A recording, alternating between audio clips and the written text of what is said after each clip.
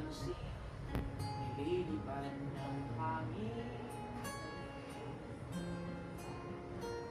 Pagkain sa araw-araw, hindi malaman paano pagkakasyahin. Kakarampo ng sasahurin sa sobrang mahal na mga bilihin. Narito ako sa isang lugar na di ko maintindihan. Narito ako sa isang lugar, ang mga taong tumatakas,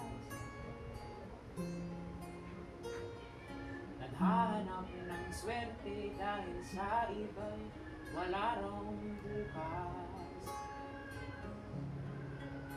Lalong yumayaman kapag mayaman, lalong naghihirap kapag mahirap.